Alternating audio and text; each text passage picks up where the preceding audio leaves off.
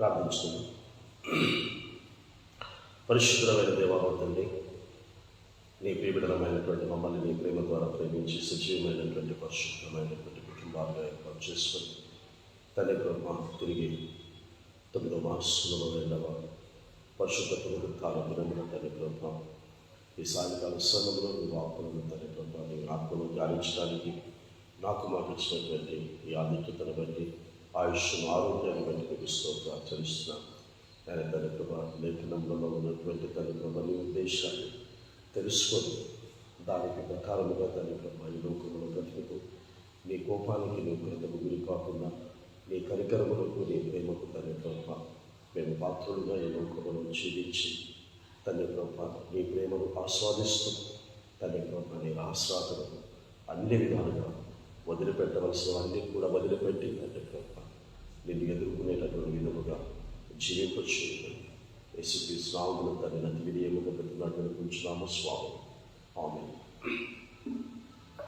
దేవుని యొక్క అతి పరిశుద్ధమైనటువంటి శక్తి కలిగినటువంటి ఉన్నతమైనటువంటి నామమునకు హృదయపూర్వకమైనటువంటి స్తుతులు స్తోత్రాలు చెల్లిస్తూ ఈ సమయంలో పరిశుద్ధ గ్రంథములో నుండి దేవుని యొక్క పరిశుద్ధమైనటువంటి మాటలను మరొకసారి జ్ఞాపకం చేసుకోవడానికి మనము ఇక్కడ కూడుకొని ఉన్నాము కనుక తెలుసుకొని దానికి అనుగుణంగా జీవించడానికి మనం ప్రయాసపడదాం. యాకోబు గారు రాసినటువంటి పత్రిక 3వ అధ్యాయము, యాకోబు గారు రాసినటువంటి పత్రిక 3వ అధ్యాయము 6వ వచనంలో ఒక మాట జ్ఞాపకం చేస్తూ ఉన్నాడు. యాకోబు పత్రిక 3వ అధ్యాయం 6వ వచనంలో నాలుక మన శరీరంలో ఉన్న ఈ నాలుక, మన శరీర అవయవాలలో ఉన్నటువంటి ఈ నాలుక గురించి ఏమని సెలవిస్తూ ఉన్నాడు, ఈ నాలుక గురించి ఏమని ప్రభువు సెలవిస్తూ ఉన్నాడు.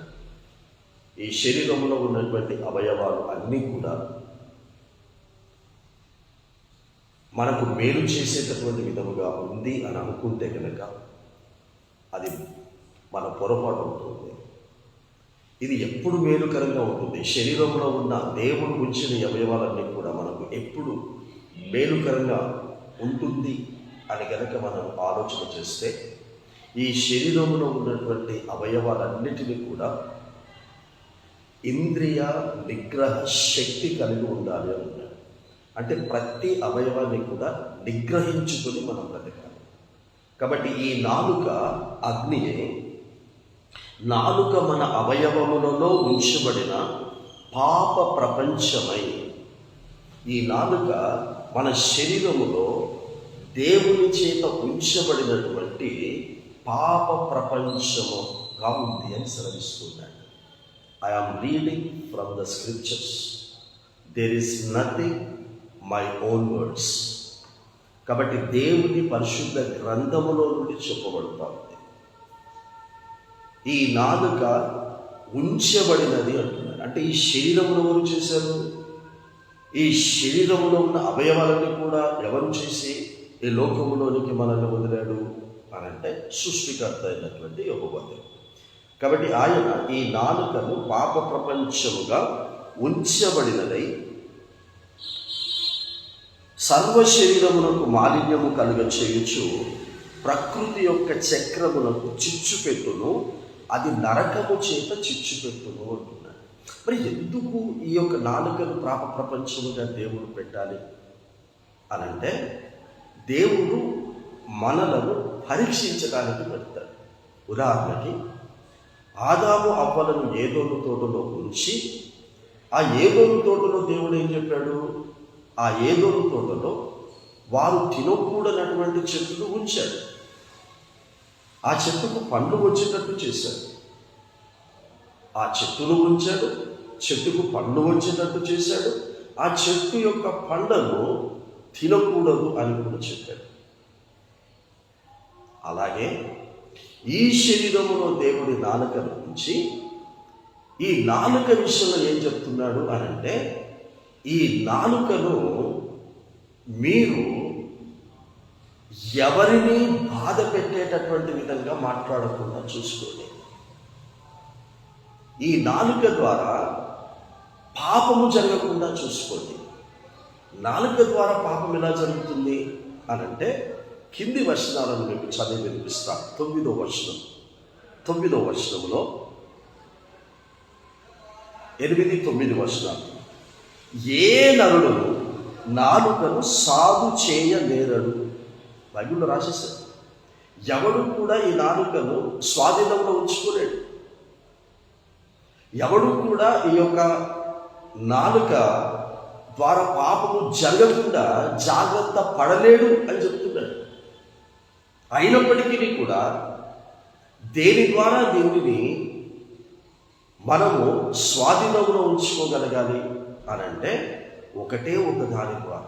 దేని ద్వారా అంటే తొందరపడి ఏ మాట కూడా మనం మాట్లాడకూడదు. ఇదే యాకోబు పత్రికలో 1వ అధ్యాయం 19వ వచనంలో ఏమంటాడో మీకు చదివి వినిపిస్తాను. 18వ వచనంలో, నా ప్రియ సహోదరులారా, మీరు ఈ సంగతి ఎరుగుదురు కనుక ప్రతి మనుషులకు వినుటకు వేగిర పడవలను, మాటలాడుటకు నిదానించవలను. మాటలాడుటకు మనము నిదానించాలి అని బైబిల్ చెప్తాం. అంటే మనం మాట్లాడే ముందు చాలా జాగ్రత్తగా మాట్లాడాలి. నేను మాట్లాడే మాట ఎదుటి వ్యక్తిని బాధ పెడుతుందా, ఎదుటి వ్యక్తి యొక్క బాధను మర్చిపోయేటట్టుగా చేస్తుందా?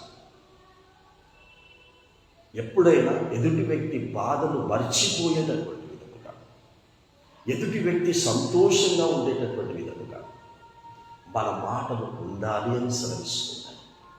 అంతేకాదు, ఈ మాటలు, ఈ నోటితో పలికేటటువంటి మాటలు అవును అనే పలకాలి.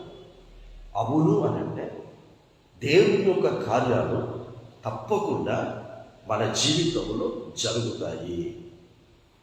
దేవుడు మనల్ని దీవిస్తాడు. ఎప్పుడు దీవిస్తాడు అని అంటే, నేను ఈ నాలుకతో పాపము చెయ్యనప్పుడు, నా శరీరంలో ఉంచిన ఏ అవయవంతో కూడా నేను పాపము చేయకుండా జాగ్రత్త పడితే నా దేవుడు నన్ను దీవిస్తాడు, ఆశీర్వదిస్తాడు. శరీర సంబంధంగా కాదు, ఆత్మ సంబంధంగా. ఈ శరీరంలో ఉన్నటువంటి అవయవాలతో పాపము చేసి ఈ లోకంలో ఐశ్వర్యవంతులుగా ఉన్నవాళ్ళు చాలామంది ఉన్నారు. ఈ లోక సంబంధంగా ఏది తప్పలేని వారు చాలామంది ఉన్నారు పాపము చేస్తూ. కానీ ఆత్మ సంబంధమైన సంతృప్తి, శరీరములో సంపూర్ణమైనటువంటి పరిపూర్ణమైన ఆరోగ్యం యేసయ్య ఇప్పుడు వస్తే, లేదా నా పిలుపు ఇప్పుడు వస్తే నేను తప్పకుండా ప్రభువును ఎదుర్కొంటాను. అలాంటి స్థితిలో నేను దీవించబడ్డాను, అలాంటి స్థితిలో నేను ఆశీర్వదించబడుతున్నాను. అది మాట్లాడుటకు నిదానించు. ఎవడు కూడా ఈ నాలుకను, ఈ పాప ప్రపంచమైన నాలుకను సాధు చేయలేడు, కానీ సాధు చెయ్యలేడు అని చెప్తూ, అది మరణకరమైనటువంటి విషయముతో నిండినది. ఇది ఈ నాలుక విషయముతో నిండింది. అందుకే చెప్పాను, ఎదుటి వ్యక్తిని బాధ పెట్టకూడదు. సర్పము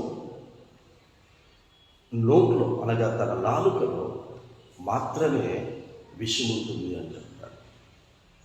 పాము కోరంలో విషం ఉంటుంది, కానీ మనిషి ఉన్నాడు చూడు, ఈ మనిషి అనేటటువంటి వాడు పూర్తిగా కూడా విషముతో నింపబడినటువంటి. కాబట్టి ఈ నాలుక విషముతో నింపబడి ఉన్నది, జాగ్రత్త.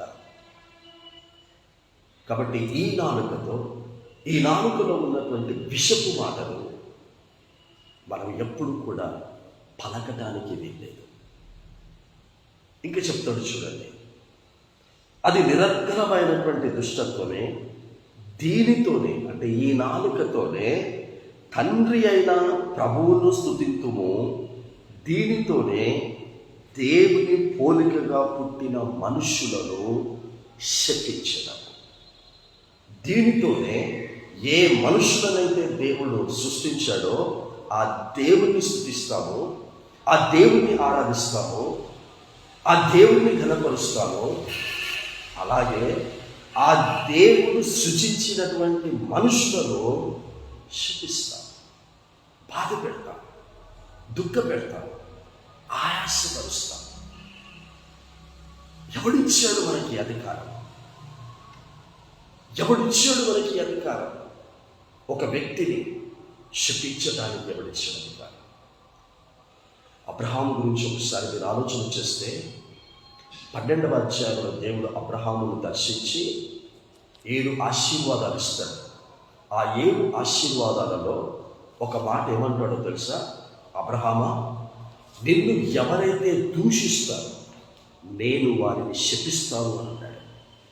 అబ్రహాము దగ్గరకు వచ్చి దేవుడు అంటున్నాడు, అబ్రహాము, నిన్ను ఎవడైనా ఈ నాలుకతో ఈ నోటితో దూషిస్తే ఆ దూషించిన వ్యక్తిని నువ్వు క్షమించిన, నువ్వు తిరిగి ఆ నాలుకతో వాడు అన్నందుకు, వాడు బాధ పెట్టినందుకు మరలా నువ్వు అని బాధ పెట్టకుండా నువ్వు ఉన్నా, నేను మాత్రం ఊరుకోను, నేను ఆ వ్యక్తిని శపిస్తాను అని దేవుడు అన్నాడు. Everything I am reading from the scriptures, I am reminding, that's all. There is nothing my own words. చూడండి 12వ అధ్యాయం 3వ వచనం, నిన్ను దూషించు వాని శపించదను. అబ్రహామును ఎవడైతే దూషిస్తాడో దూషించినటువంటి వ్యక్తిని శపిస్తాడు. ఈ విషయాన్ని మీరు జ్ఞాపకం చేస్తూ పరిశుద్ధ గ్రంథంలో జరిగినటువంటి ఒక సంఘటనను మీరు జ్ఞాపకం చేస్తాను. అందరికీ తెలిసిందే, తెలియనిది ఏది కూడా నేను వాక్యంలో నుంచి నేను బోధించను. తెలుసుకొని కూడా మనము తప్పులు చేస్తూ ఉంటాం. ఎందుకు తప్పులు చేస్తామో అది మనకు అర్థం కాదు. ఎందుకు అనంటే ఎవడు కూడా సాగు చేయలేడు అని చెప్పాడు. పరిశుద్ధ గ్రంథంలో ఒకే కడుపున పుట్టినటువంటి 3 బిడ్డల్ని పరిశుద్ధ గ్రంథంలో చూపిస్తాడు. ఒకే తల్లి కన్నది 3 బిడ్డల్ని కన్నది. ఒకటి పేరు, పెద్దోని పేరు అహరోను, రెండవ ఆమె పేరు మిరియాము, మూడవ వాడి పేరు మోషే. ఈ 3 కూడా ఒకే తల్లి కన్నది. 3 నెలల వయసు, ఎవరికి? చిన్నవాడైనటువంటి మోషే గారికి 3 నెలల వయసప్పుడు తను కన్నటువంటి తల్లి, ఇక నేను వీనిని శత్రువుల కంట పడకుండా, శత్రువుల చేతిలో, అనగా ఐగుప్తు దేశం యొక్క ఫరో రాజు ఏ ఆజ్ఞనైతే జారీ చేశాడో, సంవత్సరపు లోపు ఉన్నటువంటి మగపిల్లలందరినీ కూడా చంపేయండి అని చెప్పాడో, ఆ యొక్క చంపబడేటటువంటి స్థితిలో నుండి నేనికైతే కాపాడలేను అని 3 నెలల వరకు ఇంట్లో పెట్టుకుంది. 3 నెలల వరకు పెంచుతుంది. ఇక 3 నెలల తర్వాత ఇక నేను ఇతన్ని కాపాడలేను, ఇతన్ని నేను దాచిపెట్టలేను, ఇతన్ని నేను సంరక్షించలేను అని ఏం చేసిందో మనందరికీ తెలుసు. అలా జమ్ముపెట్ట చేసి అటు ఇటు కీలు రాసి ఆ జమ్ముపెట్టలోనికి నీళ్లు పోకుండా జాగ్రత్తలు తీసుకొని అందులో ఆ చంటి బిడ్డ, 3 నెలల బిడ్డను అందులో వేసి వదిలిపెట్టేస్తుంది. నీళ్ళలో వదిలిపెట్టింది. ఆ నీళ్లు ఎక్కడి నుంచి ఎలా మారుతూ ఉంటాయి అని అంటే, ఇవి ఐగుప్తు దేశము గుండా పారుతాయి. అలా పారుతున్నటువంటి సమయంలో ఐగుప్తు దేశపు యొక్క రాజైనటువంటి ఫరో యొక్క కుమార్తె ఆ పారుతూ ఉన్నటువంటి అదే నీటిలో స్నానం చేయడానికి తన చలికత్తెలతో వచ్చి అక్కడ స్నానం చేస్తూ ఉంటుంది. ఈ సమయంలో, అంటే ఎప్పుడైతే తల్లి ఆ యొక్క మోషే గారిని జమ్ముపెట్టులో 3 నెలల వయసప్పుడు వదిలిపెట్టిందో, ఆ సమయంలో తల్లి ఈ కుమార్తెను, మిరియాము అనే కుమార్తెను పిలిచి ఒక మాట చెప్తుంది. నీ తమ్మునికి ఏం జరుగుతుందో చూడు, ఎవరి చేతిలో కుమారుడు పడతాడో చూడు, చూసి దాని యొక్క సమాచారము నాకు తీసుకొని రా. క్షేమంగా ఉండే సమాచారం అయినా సరే, క్షేమము లేని సమాచారం అయినా సరే, ఈ కుమారుని విషయంలో, నీ తమ్ముని విషయంలో ఏం జరగనై ఉన్నదో నాకు మరలా వచ్చి చెప్పు అని చెప్పినప్పుడు, ఈ తమ్ముడు నీళ్ళలో ప్రయాణమవుతూ ఉన్నాడు. అక్క మిరియాము ఆ నీళ్ళ ఒడ్డున ప్రయాణం చేస్తూ ఉంది. ఈ చిన్న కుమారుడు, ఆ పెట్టెలో ఉన్నటువంటి ఆ చిన్న కుమారుడు ఎవరి కంట్లో పడతాడు అని అంటే, ఈ యొక్క ఎవరైతే చంపాలనుకున్నాడో ఆ కుమార్తె యొక్క కంట్లో పడతాడు, ఆ చెలికత్తెలకి కంట్లో పడతాడు. ఏముంది ఈ పెట్టెలో అని తెరిచి చూసినప్పుడు చాలా సుందరవంతుడైనటువంటి, చూడగానే ఆకర్షణీయంగా కనబడేటటువంటి 3 నెలల వయసు కలిగినటువంటి మనుష్యుడు కనబడగానే తీసుకుని చేతిలోనికి తీసుకొని ముద్దు పెట్టుకొని, ఇంత చక్కటి కుమారుణ్ణి ఎవరు వదిలిపెట్టారో కదా అని అనుకుంటున్నప్పుడు, ఆ చెలికత్తల్లో ఒక చెలికత్తె, అమ్మా ఇతని వస్త్రధారణ చూస్తూ ఉంటుంటే ఇతడు ఐగుప్తీయులు లాగా కనబడటం లేదు, ఇతడు హెబ్రీయుడుగా కనబడుతున్నాడు. ఎవరో ఈ బిడ్డ చంపబడకూడదు అని, మీ తండ్రి ఆజ్ఞ జారీ చేసిన దానిలో చంపబడకూడదని ఎవరో వదిలిపెట్టి ఉంటారు అని చెప్పినప్పుడు, ఆ యొక్క దేవుడు ఆ బిడ్డ యొక్క హృదయంలో కనికరమును పుట్టించాడు. అక్కడ ఆమె ఏం చేయాలి? ఫరో కుమార్తె వెంటనే తన తండ్రి దగ్గరికి ఆ చంటి బిడ్డను తీసుకొని వెళ్ళి, నీ ఆజ్ఞ ప్రకారంగా చంపబడకూడదని ఎవరు వదిలిపెట్టేశారు, మరి చంపుతావా అని ఆ తండ్రి దగ్గరికి తీసుకెళ్ళాలి. కానీ దేవుడు పుట్టకముందే మోషే పట్ల ఒక గొప్ప ప్రణాళిక కలిగి ఉంటాడు. నా ప్రియ బిడ్డ, ఈ వర్తమానం ఉంటున్నటువంటి నా ప్రియ సహోదరుడి సహోదరుడా, నీ జీవితంలో నువ్వు అనుకుంటున్నావు, నా జీవితంలో అంతా కూడా వ్యతిరేకతగా జరుగుతూ ఉన్నాయి, నేను అనుకున్నది ఏది కూడా జరగటం లేదు, ఈ బ్రతుకు మీద నాకు విరక్తి కలుగుతూ ఉంది, ఈ బ్రతుకు బ్రతికే కంటే చావటం మేలు అని అనుకుంటున్నాను. ఏదైతే నీకు శత్రువుగా ఎదురుగా ఉందో, ఏదైతే ఎవరైతే నువ్వు బాగుపడుతూ ఉంటే చూస్తూ ఓర్వలేక నీ నాశనాన్ని కోరుకుంటున్నారో, నీ అశాంతిని కోరుకుంటున్నారో, వారందరి దగ్గరే నిన్ను తలగా ఉంచుతాడు, వారందరి ముందే నిన్ను తెలుస్తాడు, వారందరి ముందు దేవుని చేత ఆశీర్వదింపబడుతున్నటువంటి బిడ్డగా గుర్తింపునిస్తాడు. ఎవరి చేతిలో చంపబడాలో అదే ఇంట్లో ఆ మోషే పెరిగేటటువంటి ప్రణాళికను దేవుడు ఏర్పాటు చేశాడు. అయితే ప్రారంభంలో ఈ యొక్క దృశ్యం ఎప్పుడైతే చేతిలో పడ్డాడో అప్పుడు ఆ ఫరో కుమార్తె దగ్గరికి ఈ అక్క వెంటనే వస్తుంది. ఎందుకంటే ఎక్కడికి వెళ్తాడు, ఎవరి చేతిలో పడతాడు తెలుసుకోవాలి కనుక అలా వస్తూ వస్తూ ఈ దృశ్యాలంతా చూసి వెంటనే ధైర్యంగా ఫరో కుమార్తె దగ్గరికి వచ్చి ఒక చక్కటి మాట మాట్లాడుతూ ఉంది. అమ్మా, ఈ చంటి బిడ్డను నీ కొరకు పెంచడానికి ఎవరినైనా తీసుకొని రావాలా, ఏ తల్లినైనా తీసుకొని రావాలా అని అడిగినప్పుడు వెంటనే ఆ ఫరో కుమార్తె ఈ మోషే యొక్క అక్క అన్నటువంటి విషయం తెలియక, వెళ్ళమ్మా, వెళ్ళి ఈ బిడ్డను నా కొరకు పెంచడానికి ఎవరైనా ఒక తల్లిని తీసుకొని రమ్మని చెప్పినప్పుడు వెంటనే ఆ అక్క పరిగెత్తుకుంటూ వెళ్ళి ఈ మోషేను కన్న తల్లిని ఈ యొక్క మిర్యాము యొక్క తల్లినే, ఈ అహరోను యొక్క తల్లినే తీసుకొని వస్తుంది. తీసుకొని వచ్చినప్పుడు ఫరో కుమార్తె ఆ తల్లితో మాట్లాడుతూ ఉంది. ఏమని మాట్లాడుతూ ఉందో ఒకసారి మీరు చదివి వినిపిస్తాను.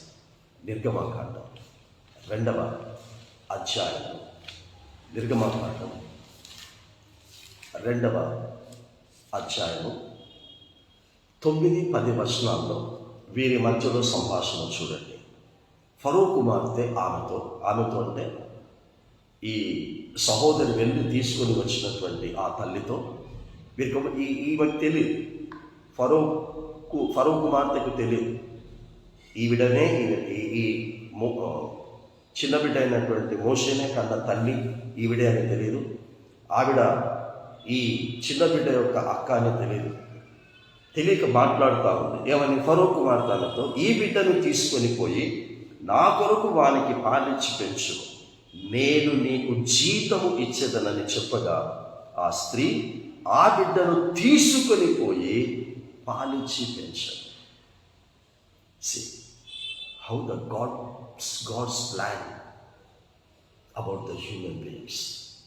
నేను పెంచలేదు, నా వల్ల కాదు అని వదిలేస్తే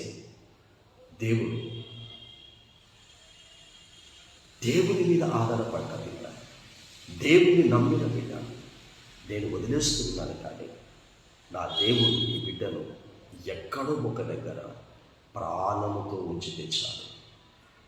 నా దేవుడు నాకు బిడ్డనిచ్చింది చచ్చిపోవడానికి కాదు, ప్రాణముతో ఉండటానికి నాకు బిడ్డనిచ్చాడు. ఈరోజు ఈ వర్తమానం వింటున్నటువంటి ఏ తల్లైనా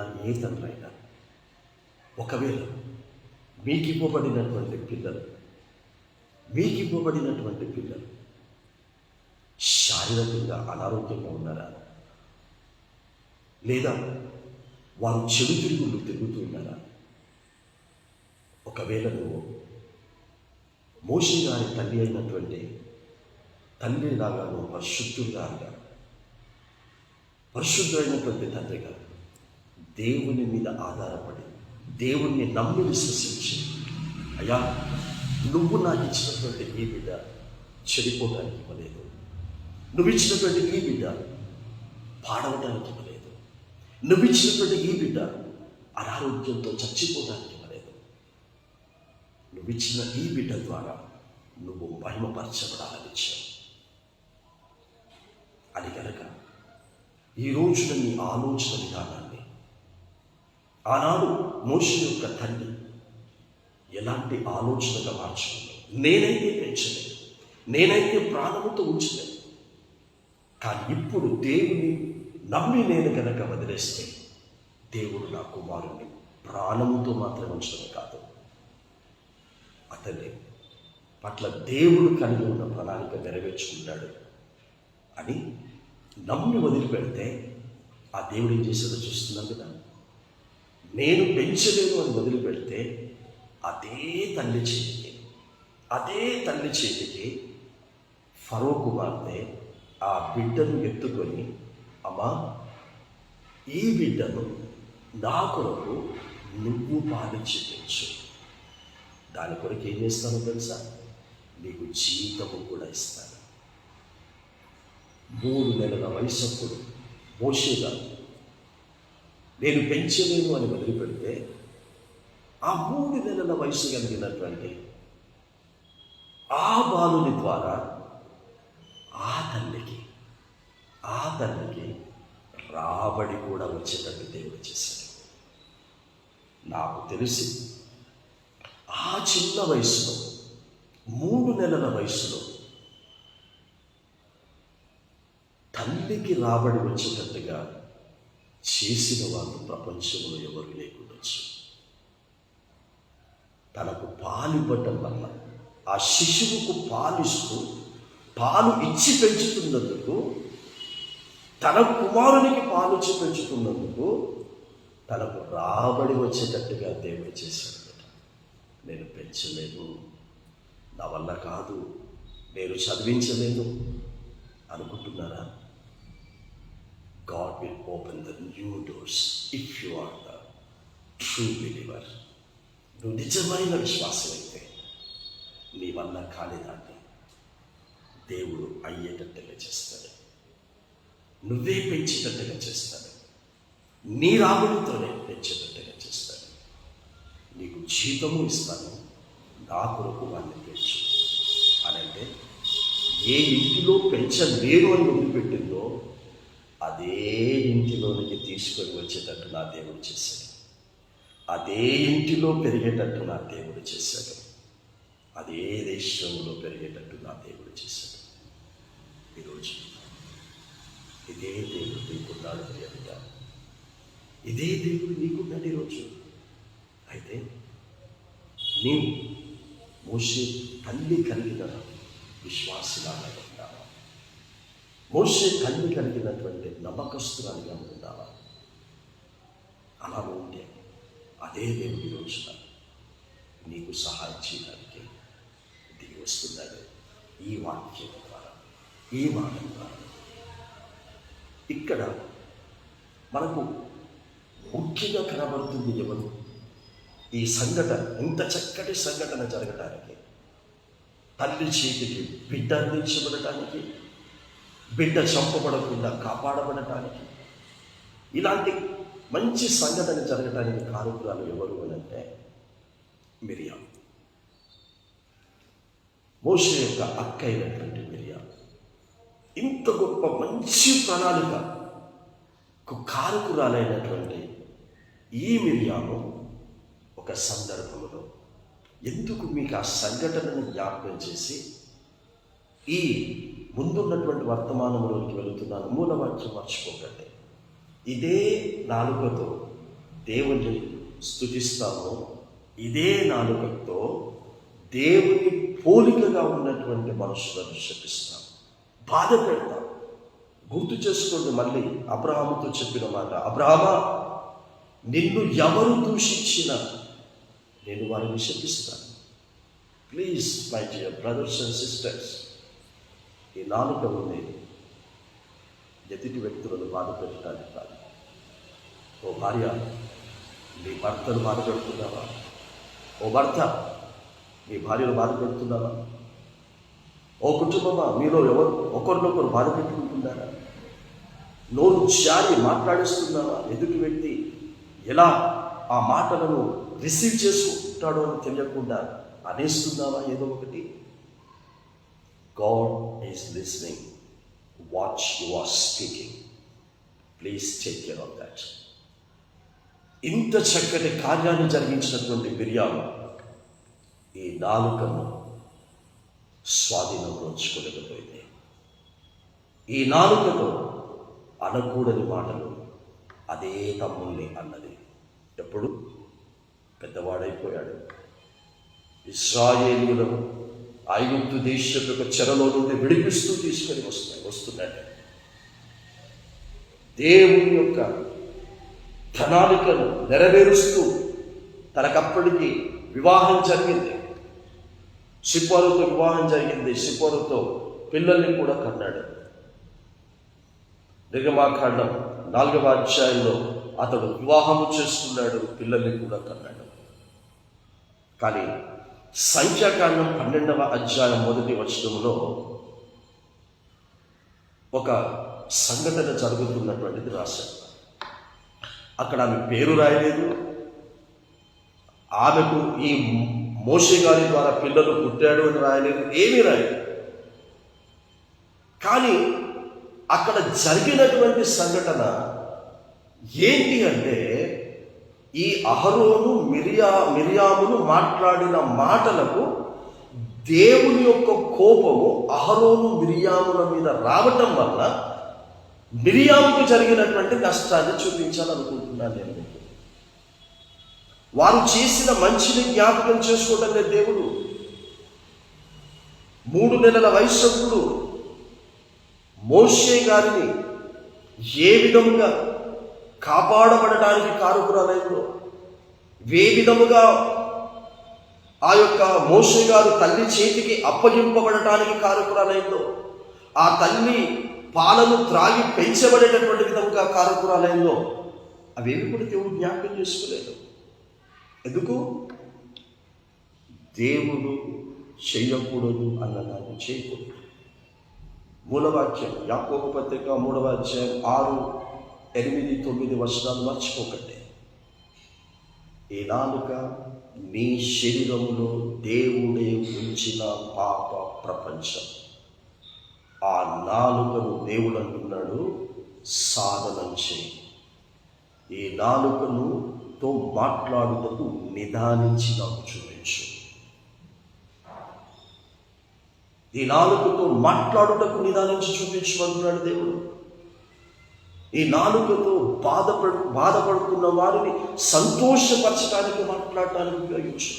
బాధ పెట్టడానికి కాదు బిడ్డ, బాధ పెట్టడానికి కాదు నా ప్రియ సహోదర సహోదరి. 12వ అధ్యాయం సంఖ్యాకాండం 12వ అధ్యాయం 1వ వచనంలో కూషు దేశపు యొక్క స్త్రీని మోషే గారు వివాహము చేసుకున్నాడు అని మాత్రం రాస్తాడు. ఇతనికి 2వ భార్య ఉందా, అతని ద్వారా పిల్లలు కన్నాడా, చరిత్రలో పరిశుద్ధ గ్రంథంలో అవేమి కూడా రాయలేదు. ఇక్కడ సంఘటన ఏంటంటే, వివాహము చేసుకుంటే మోషే గారు కూషు దేశపు స్త్రీని వివాహం చేసుకుంటే ఈ అహరోను మిరియాములు ఏం చేశారు, దాని వలన జరిగినటువంటి పర్యవసానం ఏంటి, అదే రాష్ట్ర అదే చెప్తున్నారు. నీ కంట్లలో దూలము పెట్టుకొని ఎదుటి వ్యక్తి యొక్క కంటిలో ఉన్న నలుసులో నువ్వు తీసేయడానికి ప్రయత్నించేది. నా లోపల ఉన్నటువంటి మిస్టేక్స్ అన్నింటినీ కూడా, నాలో వాక్యానికి వ్యతిరేకమైన జీవితం నాలో పెట్టుకొని ఎదుటి వ్యక్తిలో ఉన్న వాక్యానికి వ్యతిరేకమైన దాన్ని ఎలా చూపిస్తాను? నేను ఒక చోట రోజుకు 4-5 చోట్లకు వెళతాను, అది మీ అందరికీ తెలిసిందే. ఒక చోట వాక్యాన్ని చెప్తూ నువ్వు భయపడుకుంటూ, వాక్యం చెబుతున్నటువంటి వ్యక్తి భయపడుకుంటూ, వాక్యం చెబుతున్నటువంటి వ్యక్తి దిగులు పడుతూ, వాక్యం చెబుతున్నటువంటి వ్యక్తి కలవరపడుతూ, వాక్యం చెబుతున్నటువంటి వ్యక్తి వాక్యానికి అనుకూలంగా జీవించకుండా వ్యతిరేకంగా జీవిస్తూ ఎదుటి వ్యక్తికి భయపడకూడదు అని చెప్తున్నాడు. తన సంఘానికి కలవరపడకండి అని చెప్తున్నాడు. తన సంఘానికి దిగులు పడకండి అని చెప్తున్నాడు. స్త్రీ సంఘంలో వాక్యాన్ని బోధిస్తూ తన భర్తను మాటలతో ఇబ్బంది పెడుతూ, మీరు మీ భర్తలను మాటలతో ఇబ్బంది పెట్టకండి, తొందర పెట్టకండి. భర్త సంఘ కాపురిగా నిలబడి వాక్యం చెప్తూ మీ భార్యలతో బాధ పెట్టకండి. కానీ ఇతడే భార్యను బాధ పెడుతున్నాడు. సో ఇలాంటి వాళ్ళందరి గురించి చెప్తున్నాడు. ఎప్పుడైతే మోషే గారు కూషు దేశపు స్త్రీని వివాహం చేసుకున్నాడో వెంటనే అహరోను మిరియాములు ఏం చేస్తున్నారో చూడండి. ఏం లేదు అక్కడ. మిరియాము అహరోను అతనికి విరోధముగా మాటలాడిరి. That's all. ఏం మాట్లాడారో మనకి తెలియదండి. మోషేకు విరోధముగా, అంటే మోషే చేసినటువంటి పని వీరికి నచ్చలేదు. వీరికి నచ్చినందుకు ఇది నాలుక, ఇది పాప ప్రపంచం, విరోధంగా మాట్లాడారు. మాట్లాడకూడదు మాట్లాడారు. ఆ మాటల ద్వారా బాధపడ్డాడు. మోషే గారు ఎంత బాధపడ్డారు. కానీ మోషే కంటే ముందు పుట్టారు కనుక ఇతనికి ఆ గౌరవం ఉంది. మోషే గారికి ఆ యొక్క విశ్వాసం ఉంది, ఆ కృతజ్ఞత భావం ఉంది. నేను చంపబడకుండా నా అక్క నా బాల్యములో నన్ను కాపాడింది. నా తల్లి దగ్గరనే నేను పెరిగేటటువంటి విధంగా నా అక్క సహాయం చేసింది. ఈరోజు నా అక్క లేదా నాన్న మాట్లాడకూడనటువంటి మాటలు మాట్లాడుతూ నన్ను ఇబ్బంది పెడితే నేను మాట్లాడాను. ఇక్కడ చూడండి, ముగ్గురిని ఒకే తల్లి కన్నది, ముగ్గురిని ఒకే తల్లి పెంచింది. ఇద్దరు నాలుకను స్వాధీనంలో ఉంచుకుంటలేదు, నాలుకను సాధువు చేయటం లేదు. కానీ మోషే గారు తన నాలుకను సాధువు చేస్తున్నాడు. తనకు విరోధంగా మాట్లాడుతూ ఉంటే అతడు తిరిగి మాట్లాడటం లేదు. మోషే గారు మౌనం వహించాడు. వారు మాట్లాడుతూనే ఉన్నారు, మోషే మౌనం వహించాడు. ఈ రోజున కూడా చాలామంది చాలా రకాలుగా ఈ సోషల్ మీడియా వచ్చిన తర్వాత క్రైస్తవులనే కించపరుచుకుంటూ మాట్లాడుకుంటున్నారు, సేవకులనే కించపరుచుకుంటూ మాట్లాడుకుంటున్నారు. చెడు జరిగితే మాట్లాడుకోండి, చెడు బోధన జరిగితే మాట్లాడండి, తప్పుడు బోధన జరిగితే మాట్లాడండి. ఒక పాట విషయంలో కూడా పరిశుద్ధ గ్రంథములో ఉన్నటువంటి మాటలనే తీసుకొని, పరిశుద్ధ గ్రంథంలో ఉన్న మాటలనే తీసుకొని ఒక చక్కటి అర్థవంతమైనటువంటి పాట రచించి పాడినటువంటి వ్యక్తికి వ్యతిరేకంగా, ఆ మాటలకు వ్యతిరేకంగా మాట్లాడుతున్న దౌర్భాగ్యం యొక్క క్రైస్తవ సమాజంలో బ్రతుకుతూ ఉన్నారు. ఇక్కడకు మోషేకు విరోధముగా మాట్లాడితే తిరిగి మాట్లాడటం లేదు. మోషే గారు మాట్లాడకండి, మాట్లాడేవారు మాట్లాడుకోలేదండి. తిరిగి మనం వారికి సంజాయిషి ఇవ్వాల్సిన అవసరం లేదండి. ఏ ఉద్దేశంతో, ఏ దర్శనముతో నేను రాశాను, నేను పాడాను, అది నాకు తెలుసు, నా దేవునికి తెలుసు. ఇప్పుడు ఆ పాట వేరే వాళ్ళు పాడుతూ దానికి చెడ్డ పేరు తీసుకొస్తుంది. అడ్డమైన వాళ్ళందరూ కూడా పాట, అందరూ సేవకులు ఆ పాట తీసుకొని ఈ లోక సంబంధమైన దానికి ఆ మాటల యొక్క అర్థాన్ని చేర్చి ఆ పాటలో ఉన్నటువంటి ఆత్మీయ సారాంశాన్ని చచ్చిపోయేటట్టు చేస్తున్నారు. రచించిన వారిది తప్పు కాదు, రచించి పాడిన వారిది తప్పు కాదు. ఆ పాట యొక్క అర్థాన్ని మార్చేసి పాడుతున్నారు చూడు, వాళ్ళది తప్పు. ఇక్కడ మోషే కూషు దేశపు యొక్క స్త్రీని వివాహం చేసుకుంటే తన అన్న, తన అక్క విరోధముగా మాట్లాడితే మోషే మౌనంగా ఉన్నాడు. అందుకే చెప్పాను, నువ్వు మాట్లాడుతుంటే ఎవరు వింటున్నారు? దేవుడు వింటున్నాడు. మోషే వింటున్నాడు కానీ ఏం మాట్లాడలేదు. కానీ దేవుడు విని ముగ్గురిని పిలుస్తున్నాడు. దేవుడు విని వచ్చాడు. అహరోను, మోషే, మిరియాము, మీరు ముగ్గురు కలిసి ప్రత్యక్షపు గుడారము దగ్గరికి రండి. ప్రత్యక్షపు గుడారంలో నేను ప్రత్యక్షపరచబడి ప్రత్యక్షంగా నేను మీతో మాట్లాడాలనుకుంటున్నాను. చూసారా, ఈ నాలుక సాధువు చేసుకోకుండా ఏది పడితే అది ఎవ్వరిని మాట్లాడకండి. అనుమానం పెరుగుతుంది.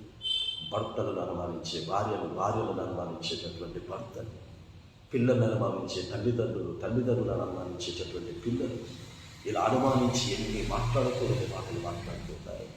దేవుడు వింటున్నాడు. ఆ మాట చూడండి, నేను చదువుతున్నాను. వారు మోషే చేత మాత్రమే యెహోవా పలికించిన, ఆయన మా చేతను పలికింపలేదా అని చెప్పుకొనగా యెహోవా ఆ మాట వినను. మోషేనే వాడుకున్నాడా? మోషేకే పేరు రావాలా? మేము చేయలేదా, మేము మాట్లాడలేదా, మేము కార్యాలు చేయలేదా అనేటటువంటి విధంగా మాట్లాడితే యెహోవా మోషేతో పాటు యెహోవా కూడా విన్నాడు. విని మోషే భూమి మీద ఉన్న వారందరిలో మిక్కిలి సాత్వికుడు. యెహోవా మీరు ముగ్గురు ప్రత్యక్షపు గుడారముకు రండని హఠాత్తుగా మోషే, అహరోను, మిరియాములకు ఆజ్ఞ ఇచ్చెను. ఆ ముగ్గురు వచ్చారు. ముగ్గురు వచ్చినప్పుడు ఏం చెప్తున్నాడు దేవుడు? ఏమంటున్నాడు? భూమి మీద ఉన్న వారందరిలో మీరు వ్యతిరేకంగా మాట్లాడిన ఈ వ్యక్తి సాత్వికుడు. మీరు ఇన్ని మాటలన్నా ఒక్క మాట కూడా మిమ్మల్ని తిరిగి అనలేదు. మీరు చాటుగా ఎన్ని మాటలు అన్నారో ఆ మాటలన్నీ ఈ వ్యక్తికి తెలుసు.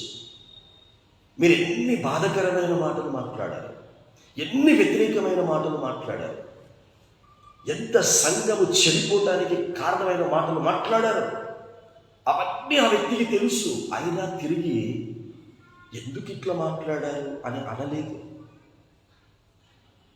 చాలా సాత్వికుడండి అని చెప్పి మీరు ప్రత్యక్షపు గుడారానికి రండి. అక్కడ ఏ వ్యక్తి గురించి అయితే మీరు మాట్లాడారో ఆ వ్యక్తి గురించి నేను సాక్ష్యం చెప్తాను. ఆ వ్యక్తి గురించి నేను సాక్ష్యం చెప్తానని దేవుడు ఏం సాక్ష్యం చెప్తున్నాడో చూడండి. ప్రత్యక్షపు గుడారం యొక్క ద్వారమునంతా నిలిచి అహరోను మిర్యామును పిలిచారు. వారిద్దరూ రాగా ఆయన నా మాటలు వినుడి. దేవుడు మాట్లాడుతున్నాడు, నా మాటలు వినండి. ఎవరి గురించి?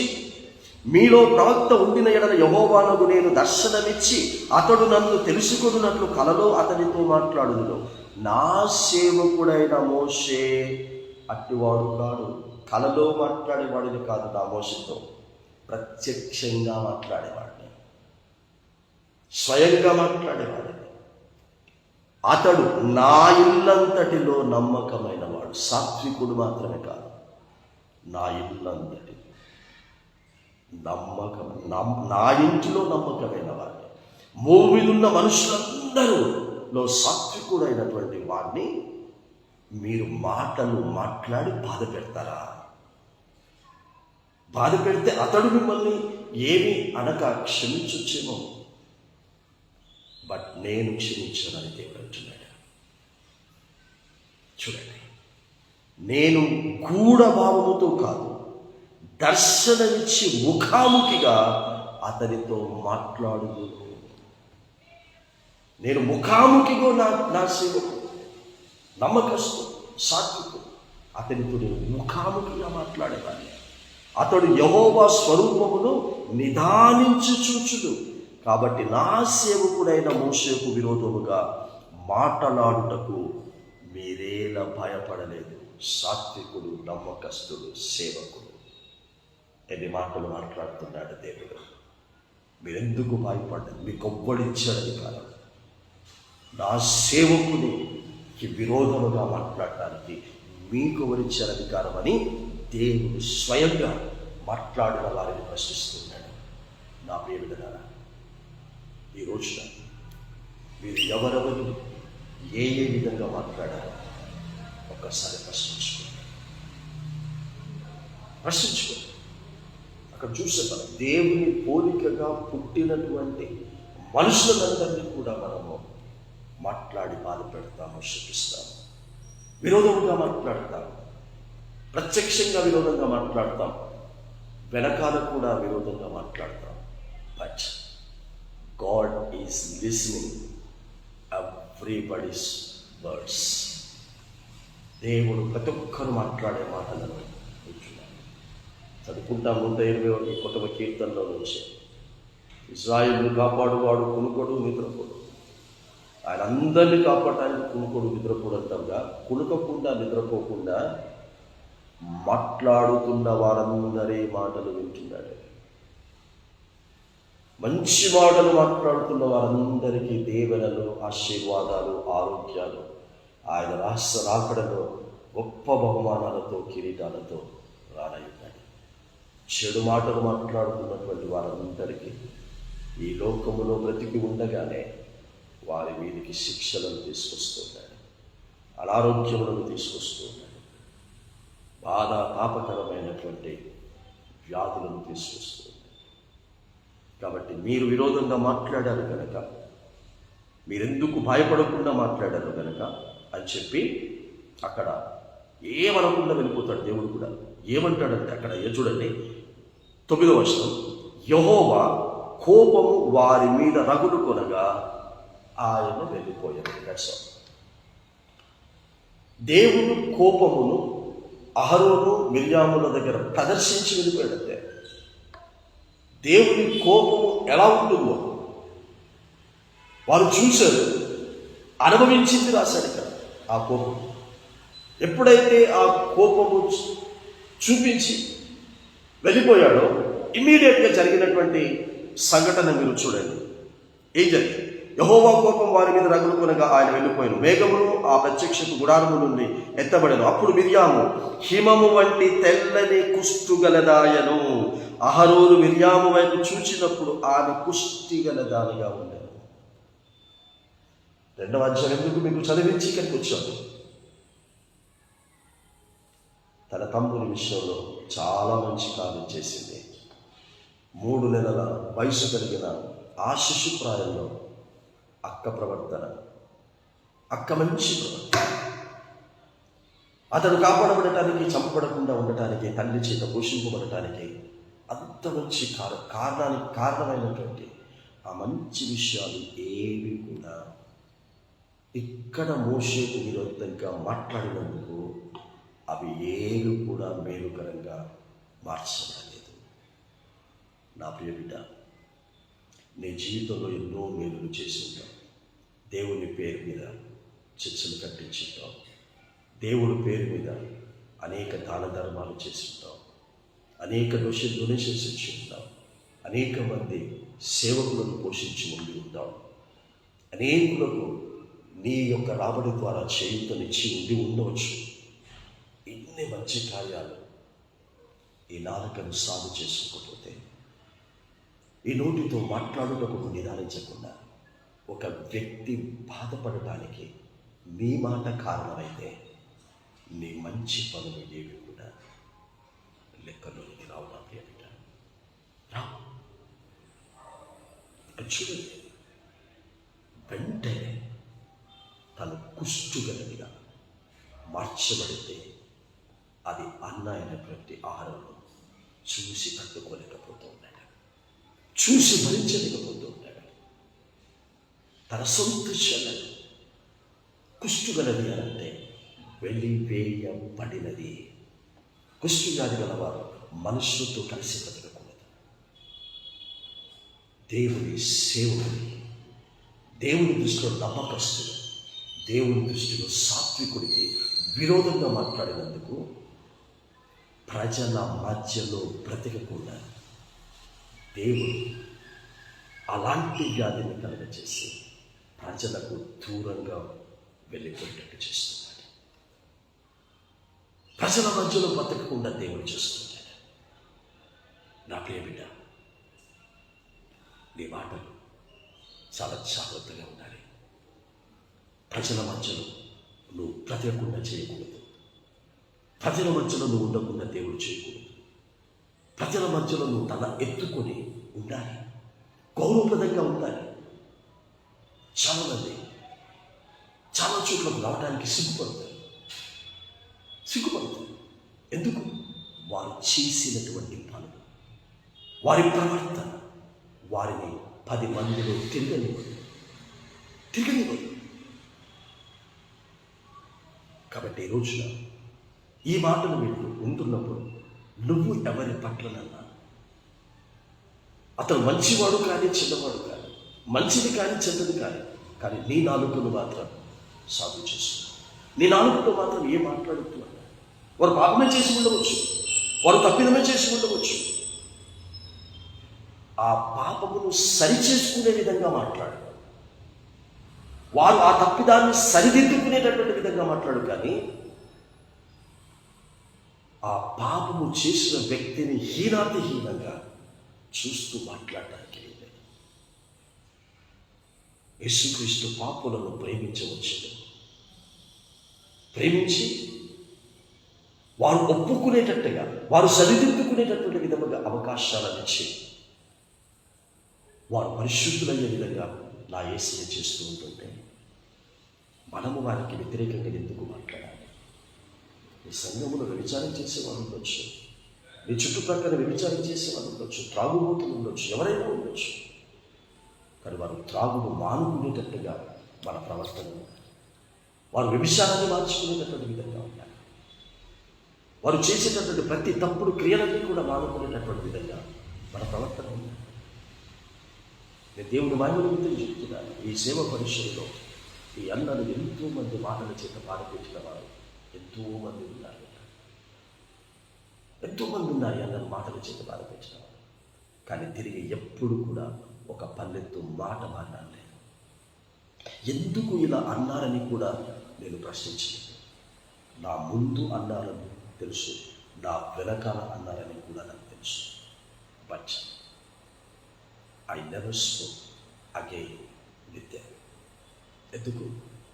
నా దేవుడు వింటున్నాడు, నా దేవుడు చూస్తున్నాడు. He knows what to do, what not to do. Moshe గారు సైలెన్స్గా ఉన్నాడు, దేవుడు సైలెన్స్గా లేదు. మిరియాము వెంటనే కుష్ఠవ్యాధి కలగచేశాడు. ఆ తర్వాత అహరోను నోరు తెరిచి మాట్లాడుతున్నాడు. ఏమంటున్నాడో చూడండి. నాలుక పాప ప్రపంచం అని గుర్తు చేశాను కాదు, ఆ మాట ఇక్కడ అంటున్నాడు. ఏమంటున్నాడో చూడండి.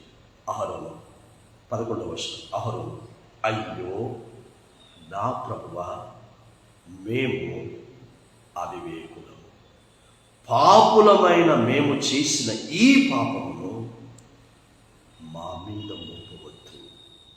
What the sin they did. మేము చేసిన ఈ పాపము, మేము వివేకము గలవారము కాదు, అవివేకులము. మేము పరిశుద్ధులము కాదు, పాపులము. చూడండి అక్కడ, మేము అవివేకులము, పాపులమైన మేము చేసిన ఈ పాపమును మా మీద మోపవద్దు. మేము పాపులము. మోషే గారు నమ్మకస్తులని నువ్వు చెప్పావు, మోషే గారు సాత్వికులని నువ్వు చెప్పావు, మోషే గారు నీ సేవకులని చెప్పావు. కానీ మేము ఆ సాక్ష్యాన్ని సంపాదించుకోలేని పాపులం. మోషే గారు నీ నుంచి సంపాదించుకున్న సాక్ష్యాన్ని సంపాదించుకోలేని పాపులమయ్యా మేము, అవివేకులమయ్యా మేము. దేవుడు మోషేతోనే మాట్లాడా? మాతో మాట్లాడలేదా? మేము మాట్లాడేవి దేవుడి మాటలు కాదా? అర్థమైంది, మాతో నువ్వు మాట్లాడలేదయ్యా.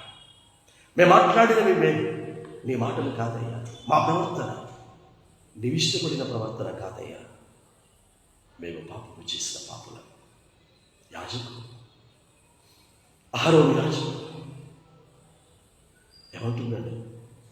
మేము పాపులం, అవివేకుడు. నీ సేవకునికి, నీ నమ్మకస్తునికి, నీ సాత్వికునికి విరోధముగా మాట్లాడిన పాపులం.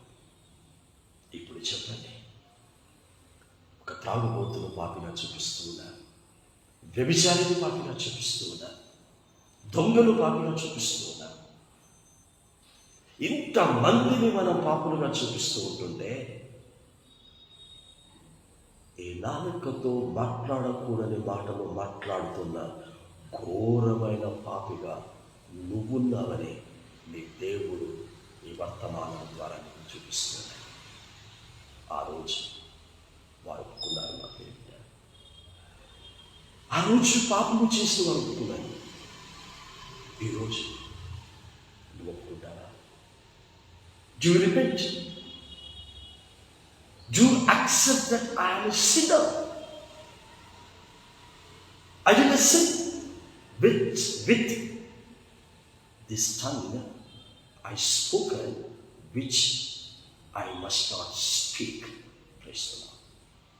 ఈ నోటితో ఏదైతే మాట్లాడకూడదు అది మాట్లాడినా నీ దృష్టిలో నేను పాపిగా ఉన్నాను ప్రభా. Kindly forgive me. Kindly forgive me, my Lord. అని నా ప్రభువాన్ని పిలిచి అహరోను తన పక్షముగా, తన చెల్లెలి పక్షంగా ప్రభుని వేడుకుంటున్నాడు. నువ్వు వేడుకుంటావా? నువ్వు వేడుకుంటావా? నీ కుటుంబాన్ని బాగు చేస్తాడు, నీ పిల్లల్ని బాగు చేస్తాడు. ఈ నోటితో ఒప్పుకోనంత వరకు there is no forgiveness. ప్రభువా పరిస్థితిని బాగు చేయి, ప్రభువా పరిస్థితిని బాగు చేయి. ఆయన అంటాడు, ఆ పరిస్థితి బాగుపరచబడాలంటే నువ్వు బాగుపడు. ఏ అవయవంతో పాపం చేశానో అవయవంతో బాగు చేసుకో. నువ్వు బాగుపడితే నీ పరిస్థితిని బాగు చేస్తావు అని ఇక్కడ అదే ఆన్సర్ వచ్చింది. ఎప్పుడైతే వేడుకున్నాడో, వేడుకొని ఈ మాట ప్రభువుతో మాత్రమే కాదు, ఈ మాటను మోషేతో కూడా పలుకుతున్నట్టుగా రాయించాడు. చూడండి, ఇక్కడ మేము అవివేకులము పాపులమైన మేము చేసిన ఈ పాపమును మా మీద మోపవద్దు. తన తల్లి గర్భములో నుండి పుట్టినప్పటికే సగము మాంసము క్షీణించిన శిశు శవము వలె ఆమెను ఉండనీయకుమని మోషేతో చెప్పగా. చూసారా, మోషేతో చెప్తున్నాడు, మేము అవివేకంగా మాట్లాడామయ్యా, మేము పాపులమయ్యా, మేము పాపపు మాటలు మాట్లాడాం. ఒకే తల్లి గర్భములో నుండి ముగ్గురం వచ్చాం. ఇప్పుడు అదే గర్భములో నుండి వచ్చినటువంటి నా చెల్లెలు నీ అక్క ఒక శిశు శవము వలె ఉందయ్యా, ఒక శవము వలె పడింది, తల ఎత్తుకోకుండా సిగ్గు పడుతూ ఉందయ్యా, చచ్చిన శవం లాగా ఉంది. దయచేసి మేము మాట్లాడి చేసిన పాపం ఆమె మీద మోపకుండా ఉండడానికి మా పక్షమున, నేను ఆమె ఒప్పుకున్నాను, మా పక్షమున నువ్వు నీ దేవుడిని వేడుకొని శవముగా పడి ఉన్నటువంటి ఆ బిడ్డ, వెలివేయబడినటువంటి కుష్ఠరోగిగా పడి ఉన్నటువంటి నీ అక్క నా చెల్లెలు బాగుపడేటటువంటి విధంగా, తిరిగి తల ఎత్తుకొని ప్రజల మధ్యలో బ్రతికేటటువంటి విధంగా నువ్వు నీ దేవుణ్ణి బ్రతిమలాడుకుంటే తప్పకుండా నీ దేవుడిని మనవిని ఆలకిస్తాడు అని మోషే బ్రతిమలాడుకుంటున్నాడు. ఏ నాలుకతో విరోధంగా మాట్లాడాడో అదే నాలుకతో నేను విరోధంగా మాట్లాడాను, నన్ను క్షమించు, నీ అక్కని క్షమించు అని ఆ నాలుక విషయంలో పశ్చాత్తాపుడై అదే నాలుకతో నన్ను క్షమించు అని పలుకుతున్నాడు. నువ్వు పలుకుతావా? నాకు తెలియదు ఏ వ్యక్తులను నువ్వు నాలుగుతో బాధపెట్టావు, నోటి మాటలతో బాధపెట్టావు. ఆ ధైర్యం ఉందా? ఆ వ్యక్తితో ఇలా మాట్లాడే ధైర్యం నీకుందా? దేవునితో మాట్లాడే ధైర్యం ఉందేమో, దేవుని దగ్గర ఒప్పుకునే ధైర్యం ఉందేమో. కానీ ఆ వ్యక్తి దగ్గరికి వెళ్ళి, అయ్యా, అమ్మా, నేను తప్పుగా మాట్లాడి నువ్వు బాధపడటానికి, నీ సంఘం చెడిపోవడానికి, నీ సహవాసం చెడిపోవటానికి నేను కారణం అని ఈ రోజు కనుక అనుకుంటే డెఫినెట్గా నీ కొరకు, నీ కుటుంబం కొరకు అద్భుతమైన భవిష్యత్తు ఎదురు చూస్తుంది.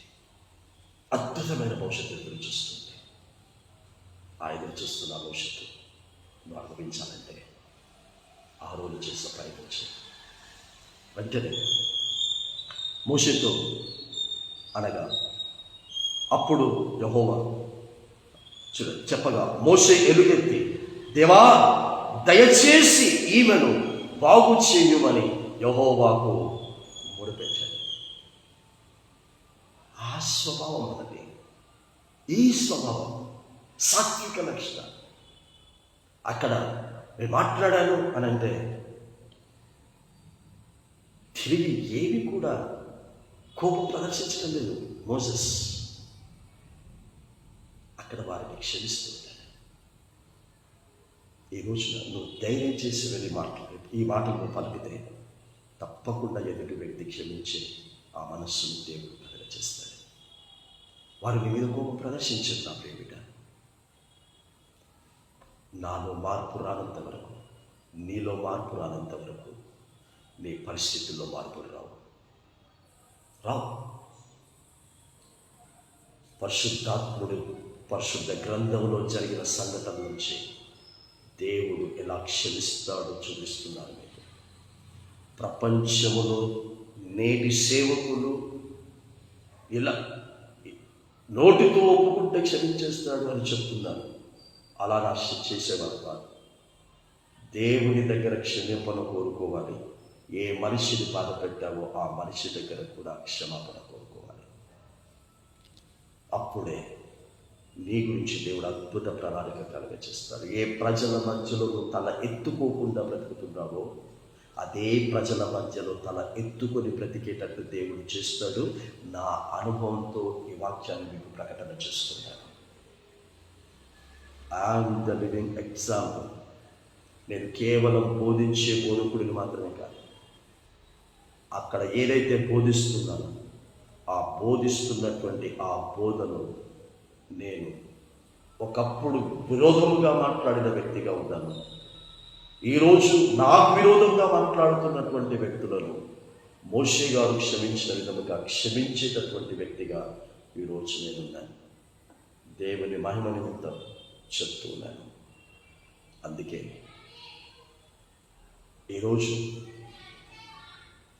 ఆశీర్వదింపబడినటువంటి, దీవింపబడిన వ్యక్తిగా, ఆరోగ్యవంతమైనటువంటి వ్యక్తిగా, దేవుని రహస్య రాకడకు మాత్రమే ఎదురు చూస్తూ బ్రతుకుతున్నటువంటి వ్యక్తిగా ఈరోజు నేను ఉన్నానని ధైర్యంగా చెప్తున్నాను.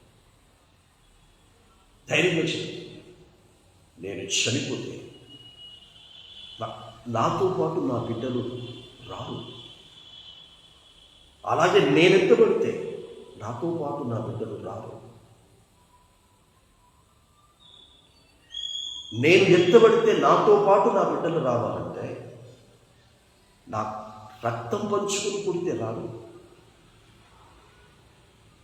నా పిల్లలైనంత మాత్రాన రారు.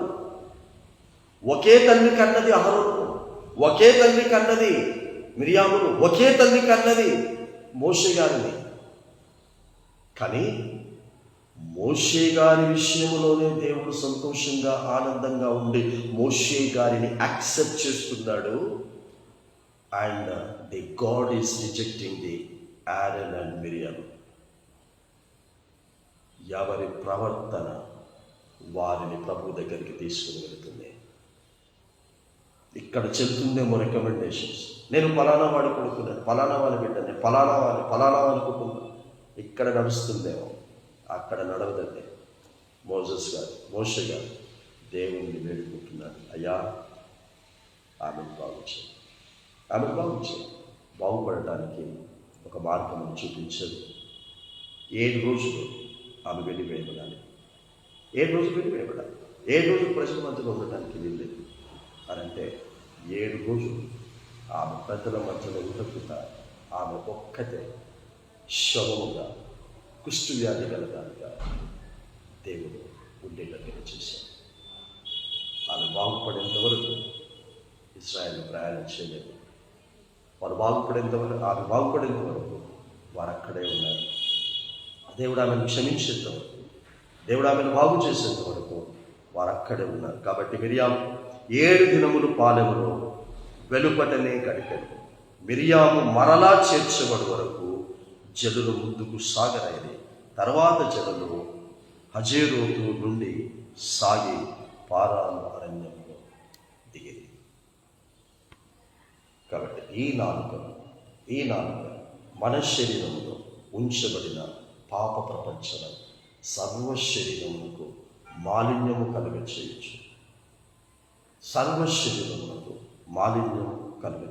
ప్రకృతి యొక్క చక్రములకు చిచ్చు పెడతా ఉంది. ఈ నాలుగును సాగు చేసుకోలేక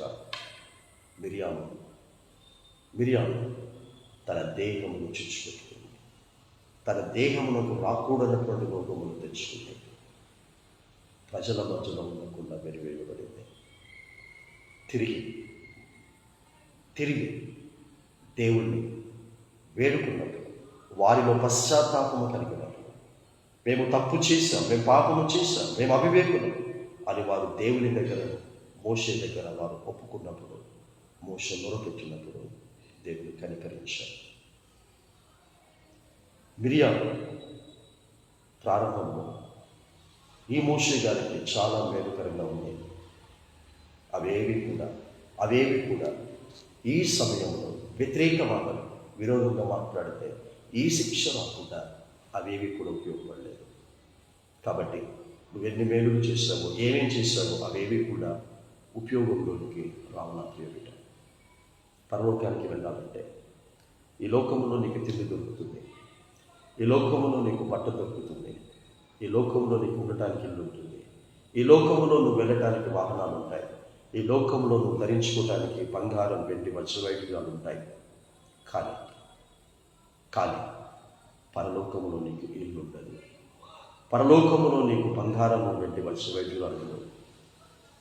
పరలోకములో నువ్వు ధరించుకోవటానికి ప్రశస్తమైనటువంటి పరిశుద్ధమైనటువంటి నీతి క్రియలు అనేటటువంటి సన్నపు నారబట్టలు నీ కొరకు ఉండవు. ఇక్కడ ఉన్నాయి, చక్కటి శ్రేష్టమైన బట్టలు ఉన్నాయి. కలరిస్తున్నా, నేను చాలా దీవించబడ్డాను, ఆశీర్వదించబడ్డా. నా దగ్గర డబ్బు ఉంది. ఎలాంటి డబ్బు నువ్వు అనుభవిస్తున్నావు నీకు తెలుసు. నువ్వు అనుభవిస్తున్నటువంటి డబ్బు ఎలాంటి డబ్బు నీకు తెలుసు. అది నీ చేతుల కష్టార్జితం కాని డబ్బు నువ్వు అనుభవిస్తున్నావు. ప్రజల సొమ్ముతో బ్రతుకుతున్నావు. నీ సొమ్ముతో నువ్వు బ్రతకడం లేదు, నీకు తెలుసు. కానీ నా దేవుడు నన్ను దీవిస్తున్నాడు, ఆశీర్వదిస్తున్నాడు, నా సొమ్ముతో, నా పిల్లల సొమ్ముతో, నా కుటుంబస్తుల సొమ్ముతో నేను బ్రతుకుతూ ఉన్నాను అన్నటువంటి అబద్ధపు సాక్ష్యంతో బ్రతుకుతూ ఉన్నావు. Please repent if you want to enter in to the eternal life. If you want to go to God, you have to accept your sins. You have to repent. దేవుని దగ్గరికి వెళ్ళాలన్న కోరిక ఉంటే, క్రైస్తవుడుగా నీకు బ్రతకాలనుకుంటే, క్రైస్తవురాలుగా బ్రతకాలనుకుంటే ఈ వర్తమానమును నువ్వు తీసుకో. Don't receive this sermon. If you want to see the God in the heaven as a holy person, you have to receive this sermon. పరలోకానికి నేను వెళ్ళాలి, పరిశుద్ధునిగా నేను వెళ్ళాలి. నన్ను తండ్రి గర్భములో సృష్టించినటువంటి ఆ దేవుణ్ణి నేను చూడాలి. నేను చేసిన పాపముల నిమిత్తము 2025 సంవత్సరాల క్రితం మరణించి తిరిగి లేచిన ఆ నా ప్రభువును నేను చూడాలి. క్షమాపణ పొందుకున్న తర్వాత ఈ లోకములను అర్థం చేసుకోకుండా, నన్ను హీనాతిహీనంగా, పురుగు కంటే హీనంగా నన్ను చూస్తున్న సమయములో నన్ను ఆదరించినటువంటి ఆ పరిశుద్ధాత్మ దేవుణ్ణి నేను చూడాలి అన్న కోరిక నీకుంటే ఈ వర్తమానం నీకే, ఈ వర్తమానం నాకే. మిగతా వారికి కాదు, నా ప్రియమిట. కేవలం బ్రతుకులను మార్చుకొని పరిశుద్ధులుగా బ్రతికి పరిశుద్ధ దేవుణ్ణి పరిశుద్ధ స్థలములో చూడాలనుకుంటున్నాను అనుకున్న వారికి ఈ వర్తమానం వర్తిస్తుంది. ఆ విధంగా ఈ వర్తమానము స్వీకరించి పరిశుద్ధులుగా వాగ్దాన భూమిలో పరిశుద్ధ పట్టణమనే పరలోకంలో చేర్చుకుంటాం.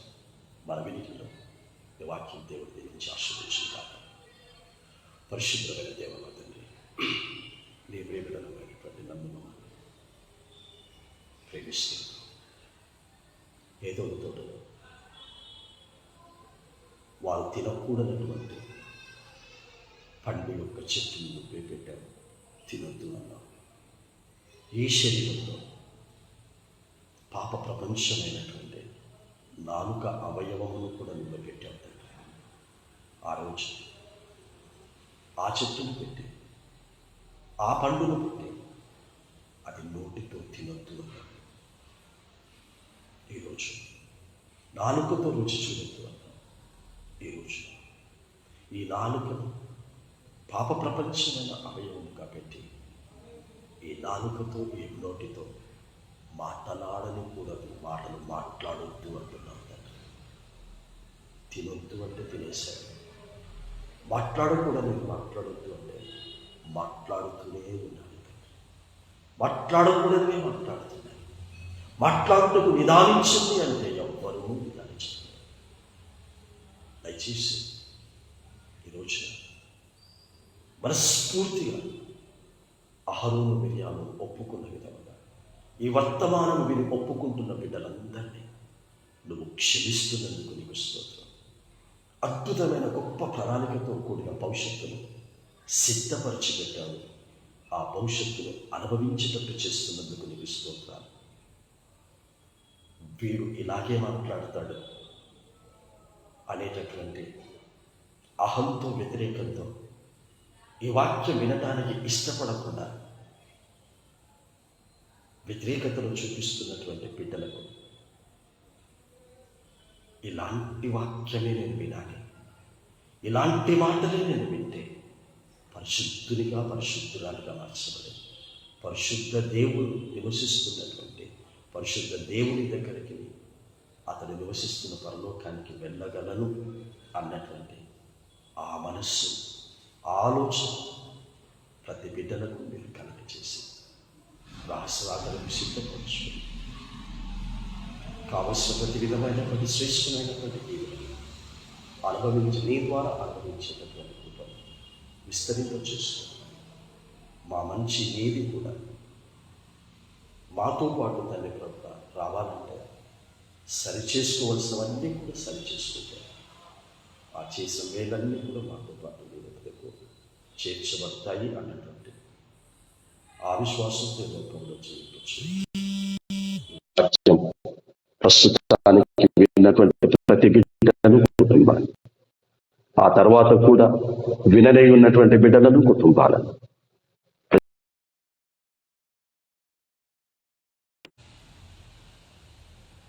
మన తండ్రి కుమారుని పరిశుద్ధాత్మ యొక్క ప్రేమ కృప అన్యోన్య సహవాసం సమాధానం సకల దీవెన ఆశీర్వాదాలు మనకును కుటుంబాలకును భూమి మీద నివసకుల విశ్వాసులకును సత్యరాజ్య సువార్త ప్రకటిస్తున్న ప్రతి అభిషిక్తునికి అభిషిక్తురాలికి ఇప్పుడు ఎల్లప్పుడు సదాకాలము తోడై